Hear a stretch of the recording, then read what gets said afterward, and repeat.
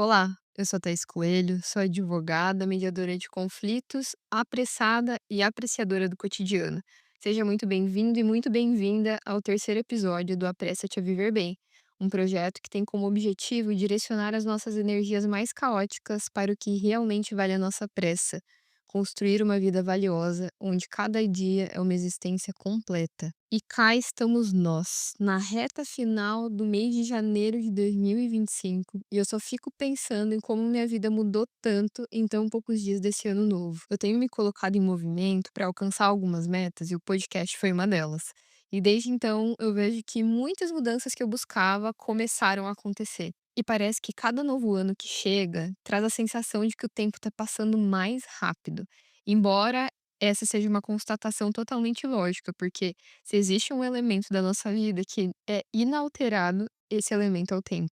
E conforme esse tempo vai passando, eu vou me deleitando com o que ele apresenta, porque ele vai revelando um novo capítulo da nossa vida, como um livro que às vezes o autor acelera a narrativa e outras vezes ele imprime uma velocidade muito tranquila.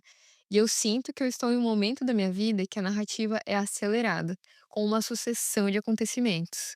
Mas e você? Já parou para pensar em que estágio está a história da tua vida nesse exato momento? Você conseguiria medir o ritmo de como que ela está avançando? E eu vejo que quando nós observamos a vida seguindo esse curso, às vezes nós somos tomados por um desejo inquieto de desvendar logo o que é que vem nas próximas páginas desse livro. A gente quer saber o que que nos aguarda, como se o futuro fosse muito mais promissor do que o presente. E lá vai a ansiedade roubando da gente o que existe de mais precioso, que é o agora. O filósofo Sêneca dizia que o maior impedimento para viver é a expectativa, que depende do amanhã e perde o hoje. E o hoje tem tanto a nos oferecer. Na verdade, apenas o tempo presente tem algo a nos oferecer. E quando eu faço o convite, apressa-te a viver bem, eu trago o complemento de que o que eu quero é que a gente faça de cada dia, ou seja, do momento presente, uma existência completa, que não dependa do futuro para ser inteira, que não vive de memórias do passado para ser feliz. Então hoje eu quero convidar você a revisitar páginas do livro da tua vida para perceber detalhes que podem ter passado despercebido. Fazer um mergulho de olhos abertos nesse mar profundo que sua existência está inserida.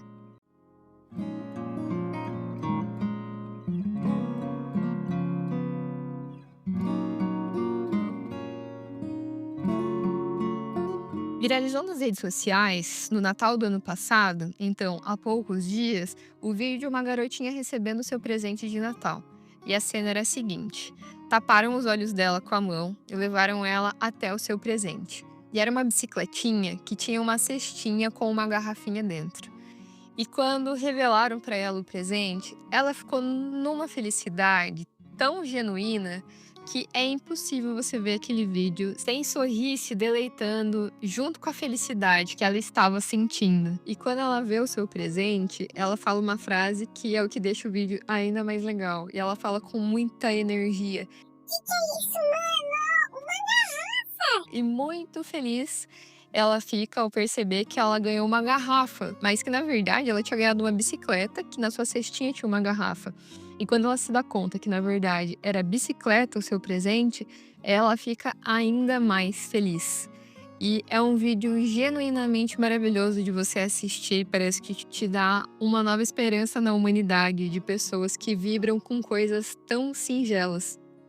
E nos comentários dos vários posts que eu vi desse vídeo, eu vi muitas pessoas lembrando da felicidade que elas sentiram quando elas ganharam suas bicicletas. Só que bom, essa é uma memória que definitivamente eu não tenho, porque eu nunca tive uma bicicleta. Quando eu era criança, eu morava em uma rua movimentada e minha mãe tinha muito medo de que alguma coisa acontecesse. Então eu cresci sem bicicleta. Eventualmente eu andava com a bicicleta de outras pessoas, mas eu nunca consegui evoluir muito. Só fui aprender a andar de verdade quando eu tinha uns 18 anos de entrada no meu processo de habilitação, que foi quando eu me forcei a aprender a andar de bike para conseguir ficar em pé em uma moto. Só que naquela época que eu fiz o meu processo de habilitação com 18 anos, minha vida estava um caos. Eu estava no meio daquele olho do furacão, tentando, com a minha falta de maturidade, equilibrar tudo que estava acontecendo. mas eu não conseguia equilibrar tudo. Eu mal conseguia me equilibrar em cima de uma bicicleta. Quem dirá equilibrar as coisas da minha vida? Quando eu fiz o meu processo de habilitação de moto, era necessário fazer 20 aulas. E logo no comecinho das minhas aulas práticas, o instrutor deixou uma trava de segurança no acelerador da moto que eu utilizava, para que eu pudesse adquirir confiança até seguir sozinha com a minha moto ali no espaço onde eu fazia as aulas. E eu estava exatamente na 10ª aula, ou seja, eu tinha chegado na metade do caminho quando um episódio muito traumático aconteceu.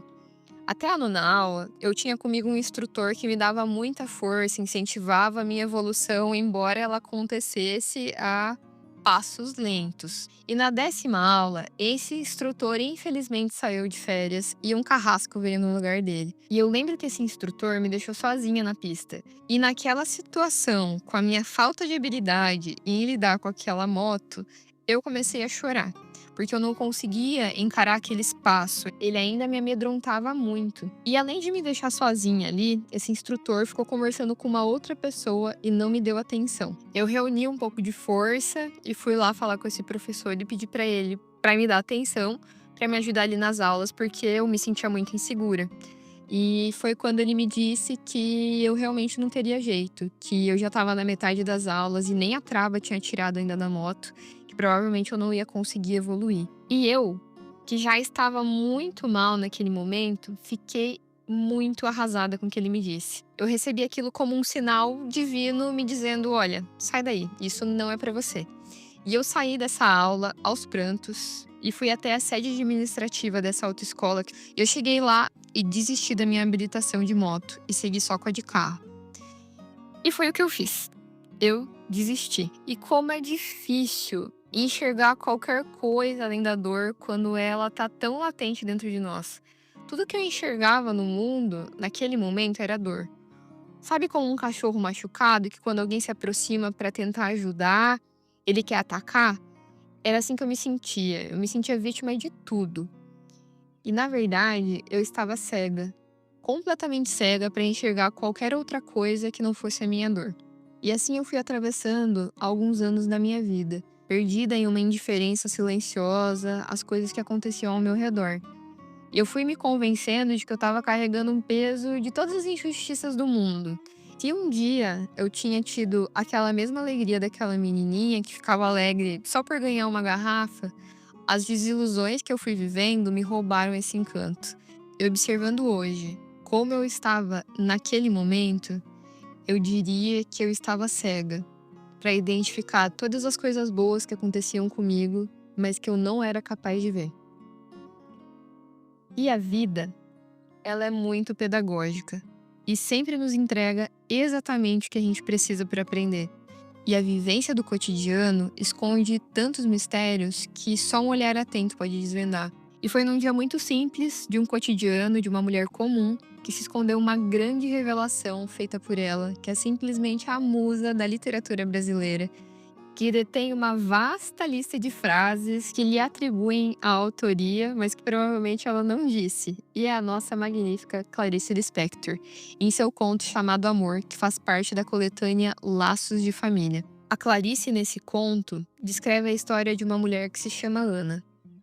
A Ana vive uma vida comum. Ela é uma dona de casa feliz, de classe média, é mãe e também esposa. Ela faz de tudo para deixar sua casa sempre em ordem, muito limpa, seus filhos alimentados e tá sempre cuidando da sua família e de todo mundo ao seu redor. A impressão que nós temos no começo desse conto é de que tudo na vida da Ana ocupava o seu devido lugar.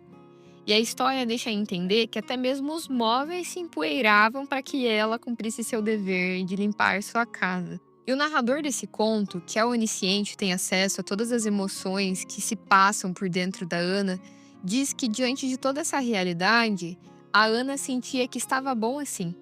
Assim era o que ela quisera e escolhera.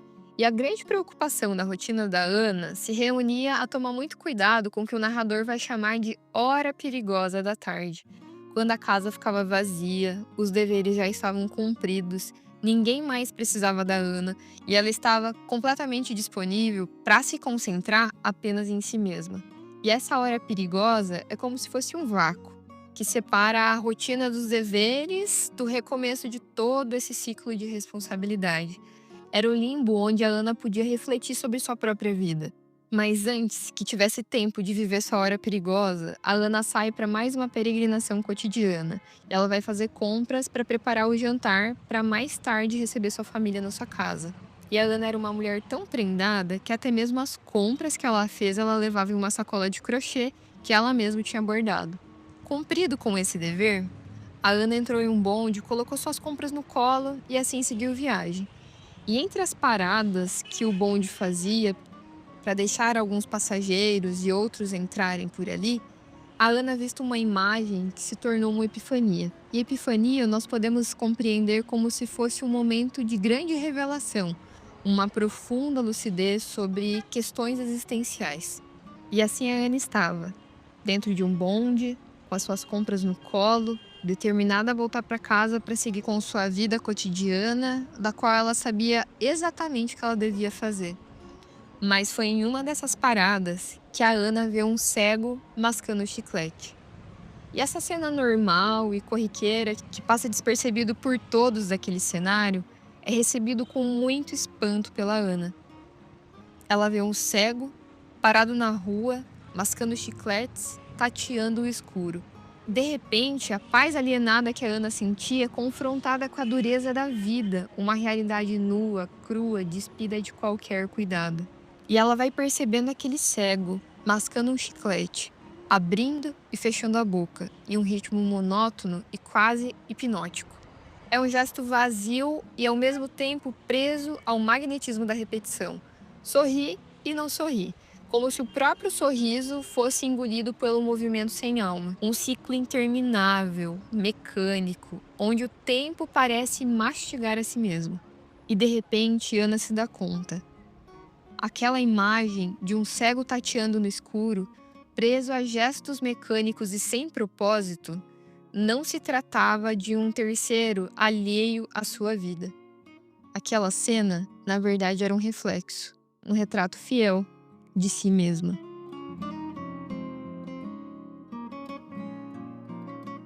E Ana se vê completamente perdida diante do seu reflexo. E ela começa a pensar como sua vida seguia um compasso quase invisível de uma dança silenciosa que ela não ensaiou os passos, mas que foi obrigada a dançar. A Ana acordava, limpava a casa, alimentava os outros, cuidava de todo mundo. Gestos que executava com uma precisão quase que automática, como se estivesse presa num relógio que nunca errava o ritmo e que também não permitia pausa. Era como se os olhos dela permanecessem fechados mesmo quando abertos, repetindo uma rotina dia após dia que era incapaz de enxergar o que existia além das paredes que ela mesma havia construído.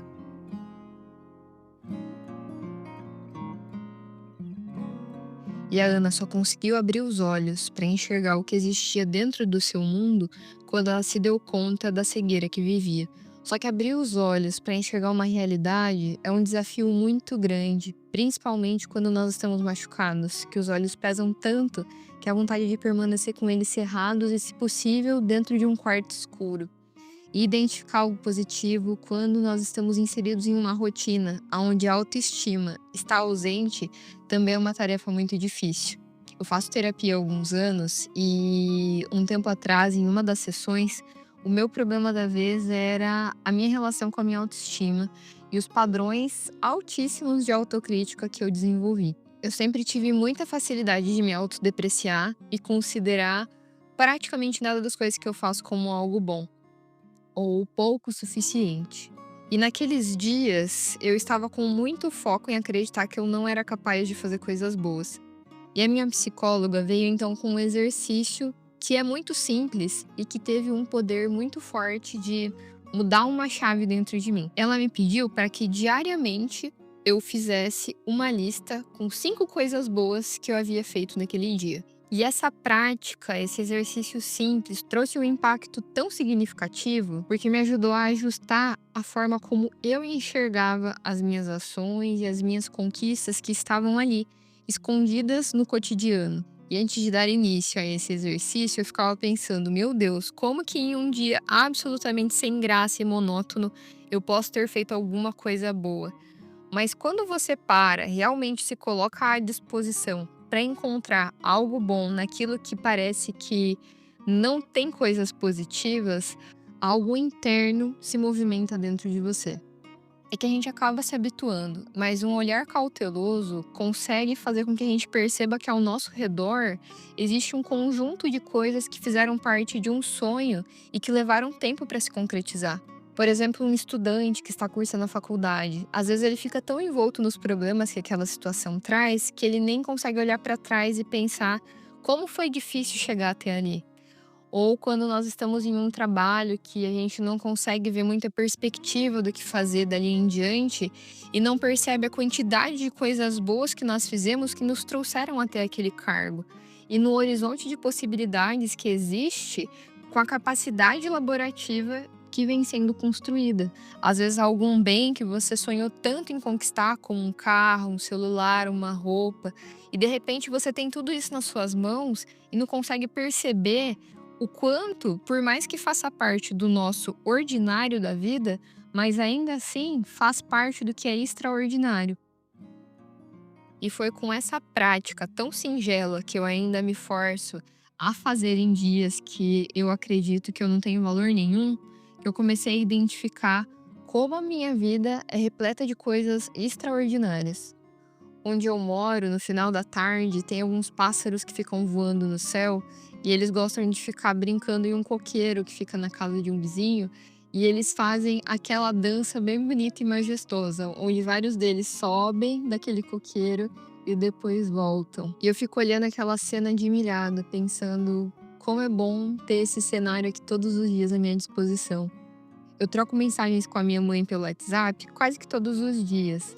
E ela adora me responder com emojis, geralmente com emoji de joinha. E às vezes eu me dou conta de como é bom viver em um momento do mundo que a tecnologia evoluiu tanto que eu posso conversar com os meus pais e com qualquer pessoa que eu quiser rapidamente, a qualquer hora, sobre qualquer assunto. Às vezes eu fico tão habituada em abraçar o Giovanni todos os dias que eu nem me dou conta de que estar dentro daquele abraço significa abrir mão de estar em qualquer outro lugar do mundo.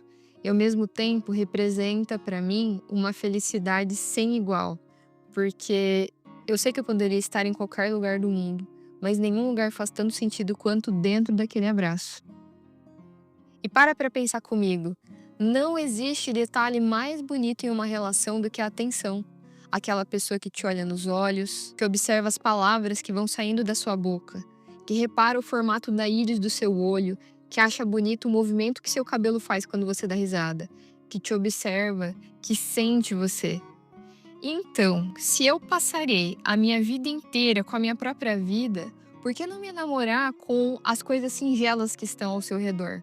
Com as minúcias. Abrir os meus olhos dentro da vida e observar os detalhes que ela tem me entregado. Detalhes que pertencem exclusivamente e tão somente ao meu mundo. E eu consegui abrir meus olhos, mas eu precisei de 6 anos para encarar o abismo que eu deixei aberto. Se com 18 anos eu não tinha maturidade ainda para equilibrar todos os problemas que eu vivia, com 24 eu havia aprendido que eu poderia ir muito além das limitações que eu colocava para mim. E foi com 24 anos que eu decidi: eu vou tentar novamente carteira de moto. Eu já estava de saco cheio de andar de transporte público, porque estava muito longe ainda a possibilidade de ter um carro. E então lá fui eu, me experimentar em algo que eu achei que não era para mim. E eu fui curtindo todo aquele processo de pagar o meu próprio curso, de fazer aquelas aulas que ainda eram um desafio para mim, de enfrentar aquele medo, me equilibrar em cima de uma moto e diante da minha vida. E enquanto essas novas experiências surgiam, eu mergulhava nessa existência de olhos bem abertos para perceber tudo que estava à minha frente e que com 18 anos eu ainda não era capaz de enxergar. E para minha surpresa, eu fiz todas as aulas com muita tranquilidade, passei na prova de primeira e a moto significou para mim uma emancipação. E eu me sentia assim como os pássaros que ficam rodeando a minha casa no final da tarde. Me senti livre, como se todas as ruas que existissem na minha cidade agora pudessem me pertencer, porque eu tinha um veículo que podia trafegar por todas elas. E os mesmos trajetos que um dia eu fiz a pé, de carona, de transporte público, agora eu fazia com aquele que era o meu objeto de emancipação.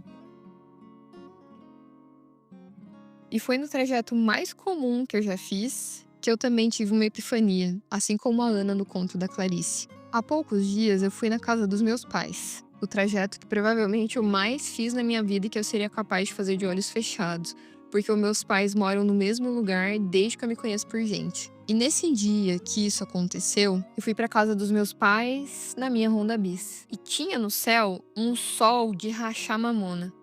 E eu senti os meus braços queimando e a moto esquentando. Se no caminho de ida eu peguei muito sol, no caminho de volta peguei uma garoa. Uma chuva fina que trouxe até um certo alívio para aquele calor que estava fazendo. E enquanto eu fazia aquele caminho, que eu fiz durante toda a minha vida, eu sentia que todos os elementos da natureza me abraçavam, dizendo: "Você é inteira quando você faz esse caminho." Eu já fui até a casa dos meus pais tantas vezes e fiz esse percurso de tantas maneiras diferentes. Já fiz chorando, sorrindo, cantando, brigando, com raiva, desanimada, feliz. E por ser um caminho tão habitual, o que eu mais fiz sempre que eu percorri esse trajeto foi ignorar tudo que o caminho me mostrava. Mas naquele dia, que o sol me queimava e depois a chuva amornava aquele clima, eu me senti inteira. Eu sentia que a natureza me abraçava como se nós estivéssemos em um perfeito alinhamento, onde eu abraçava as minúcias do meu cotidiano e celebrava com solenidade todas as coisas simples que estavam ao meu redor. E o cotidiano, ele é tão extraordinário quando observado com atenção. E aqui vale destacar que provavelmente a maioria de nós vai ter uma vida inteira sem grandes feitos. Nós não seremos homenageados por políticos ou seremos premiados em nossas profissões, nos caminhos que escolhemos seguir. Mas ainda assim, existe uma grandeza e uma beleza extraordinária em cada ação simples do dia a dia. Não vai sair no jornal a notícia de que você fez uma baliza perfeita, ou quando você fez um cálculo matemático de cabeça, quando comprou uma roupa nova que sempre sonhou, ou quando cortou uma laranja sem quebrar a casca. Mas cada uma dessas pequenas coisas que atravessam o nosso cotidiano podem representar algo que vale a pena ser solenizado, celebrado. Eu tenho uma memória muito viva da minha infância de ver o meu pai cortando uma laranja com muita destreza. E sempre depois que ele cortava a laranja, ele me entregava a tampinha. Hoje, cortar laranja sem quebrar a casca permanece sendo um deleite pessoal para mim, mas se tornou algo comum, porque eu já fiz isso uma centena de vezes. Mas quando eu penso nos meus olhos de criança observando o meu pai, essa ação ela era extraordinária.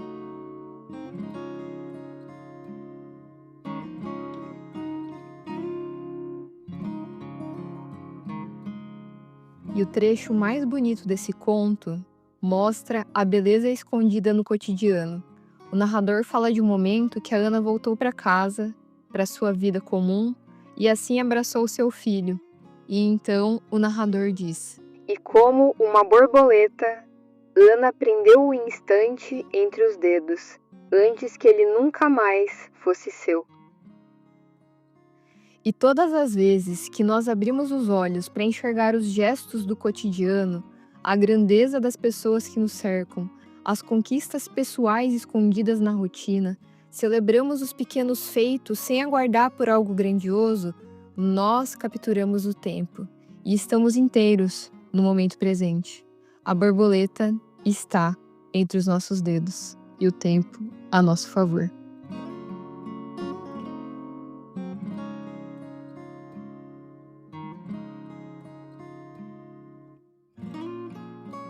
E eu espero que você abra os olhos para romper com o compasso mecânico do cotidiano, se permitindo enxergar que a sua rotina esconde conquistas nos gestos mais simples, nas pequenas vitórias e belezas que juntas mostram o quanto você tem uma vida valiosa. Obrigada por me conceder o seu bem mais precioso, que é o seu tempo. Que a gente possa seguir com pressa para viver bem e calma para sentir o que o cotidiano esconde.